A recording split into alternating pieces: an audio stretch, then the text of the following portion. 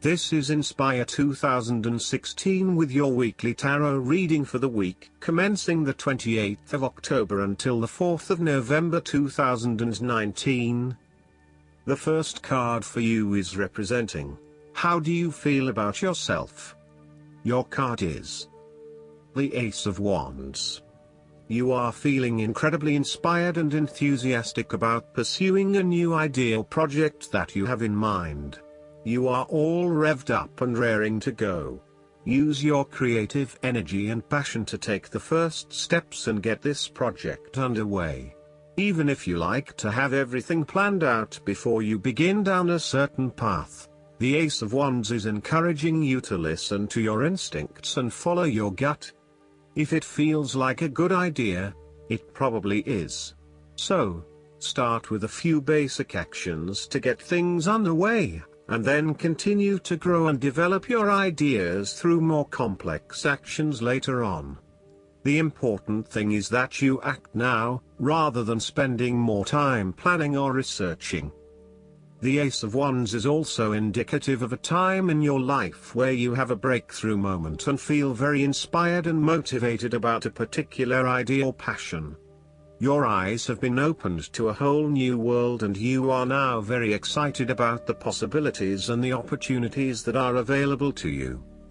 You are showing huge potential at this time and are driven by a strong, creative force. It is as if there is a latent talent within that is just bursting to get out and be fully utilized. This is also a perfect time to draw upon your imagination and to make your dreams reality. The second card for you is representing, what do you want most right now? Your card is the King of Cups.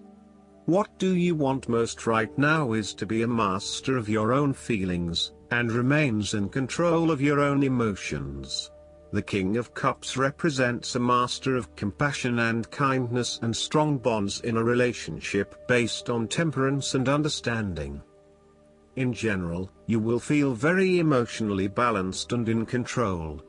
You have a very deep understanding of your feelings and emotions, and are able to connect with this when necessary. As you deal with some of the scenarios that life throws at you, draw on this deep emotional maturity to help you navigate these challenges. Also, know that this is an incredible gift you have and be open to sharing your emotional stability and calm approach with others.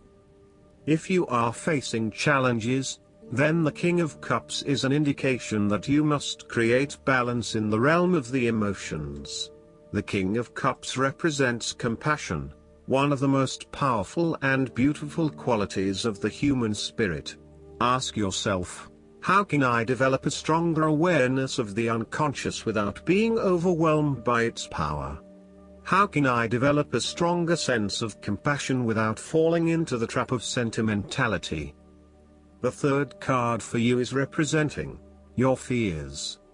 Your card is the Two of Swords. You are afraid of making wrong choice and decision. You are really struggling to see what the right choice is, as either option will lead to negative consequences.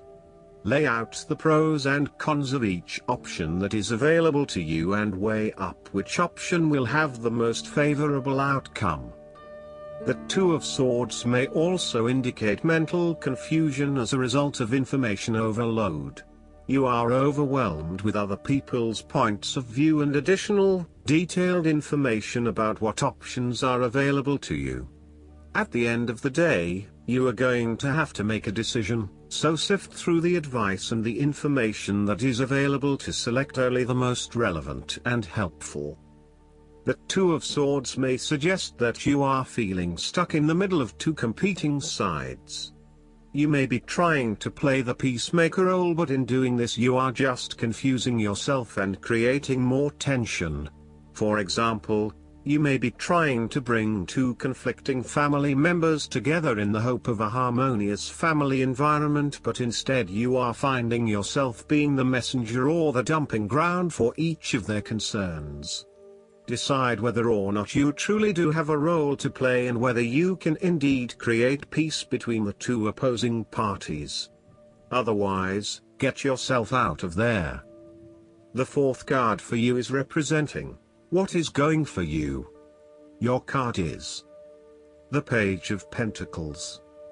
Now is the time to start acting on all of those grand ideas and concepts that have been brewing in your imagination. Now is the time to make them real. You need to grow and expand in a way that generates prosperity and wealth for the future. You are just at the beginning of a new project or venture that will require you to remain focused on tangible outcomes and results. Be clear on what skills and resources you will require in order to draw wealth and abundance to you. The Page of Pentacles has the desire to learn all things. He is dedicated to knowledge and the attainment of wisdom and new skills. He is devoted to all in which he is engaged, and he has great concentration in his interests and pursuits. Thus, the appearance of this card suggests that success will come to you after you have mastered new skills and have set your mind to achieving specific, tangible goals. You may need to consider further study, expanding your skill sets at work, or learning completely new ways of doing things. Do not be afraid to be the apprentice again, even if you are a master of another domain. Think of those 70-year-olds who enthusiastically start a university degree. The more skills you bring to your portfolio, the more goals and dreams you can achieve. Sometimes, the Page of Pentacles can represent a young person who has an entrepreneurial spirit. This person may be eager to attain wealth by pursuing a new business idea, by learning new skills, or by applying themselves to a new situation. This page might be young, but there is also great enthusiasm, commitment, dedication, and a strong sense of responsibility to see the project through. The fifth card for you is representing what is going against you. Your card is the Page of Wands. You are afraid that your new ventures or projects might not be successful. You may have had a vision to start a new hobby or project, with the view that it would lead to bigger and better things, but you soon realized that you had taken the wrong approach and it wasn't leading to the growth and development you had expected. You may have started to realize that you had not really focused enough on what your goals and objectives were, and that is why you were not reaching the outcomes you wanted. Luckily, you had not progressed too far along and were able to easily retreat from those projects with limited impact. Sometimes, too, these setbacks can be helpful in testing out new territories and exploring what will and will not work for you.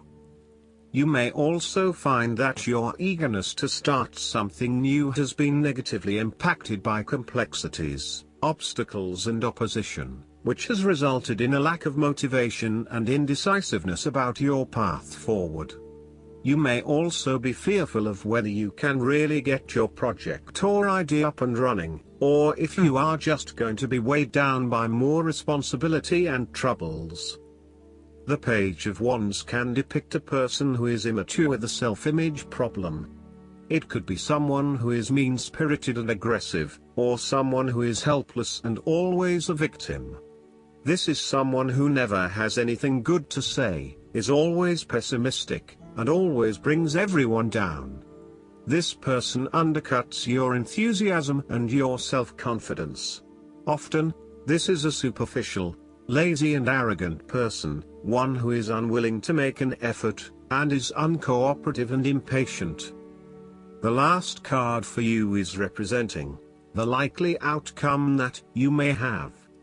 Your card is the Ten of Wands. You are finally reaping your rewards after investing a lot of hard work and effort. You have fulfilled a creative venture, realized a dream, or accomplished a major goal, and now must deal with the consequences of that fulfillment. However, even with the achievement of your goal, there comes with it great responsibilities and commitments. While you have reached a point of completion, you are becoming starkly aware that you must now carry on with the responsibilities you have laid out for yourself, in order to ensure ongoing success. The trouble is, however, that these responsibilities may become too much to bear and you are struggling to let go. It is a bit like the business owner who creates a flourishing business but who is unprepared to delegate some of her responsibilities to the staff, and ends up working 70-80 hours a week. The inspiration and creativity that was associated with the initial goal or vision rapidly disappears, and everything becomes hard work all too quickly. Thus, it is incredibly important to let go of or delegate some of your responsibilities in order to free you up to still enjoy life. This is a reminder of how much we take on in our lives and all the extra burdens and responsibilities we weigh ourselves down with. We take on so much, trying to do all the things that need to be done. Thus, this card asks you to stop and examine your current lifestyle or work. Assess which activities or tasks are really urgent or really important, particularly in relation to your broader goals. You may need to employ various time management or prioritization methods in order to determine where best to spend your time and which tasks you can drop. Your goal needs to be greater efficiency, whilst also freeing yourself up for rest and relaxation when you need it. Last but not least, the guidance card for you is the employment change. This card heralds a positive change in your career path. You are headed in a much better direction, aligned with your true beliefs and passions.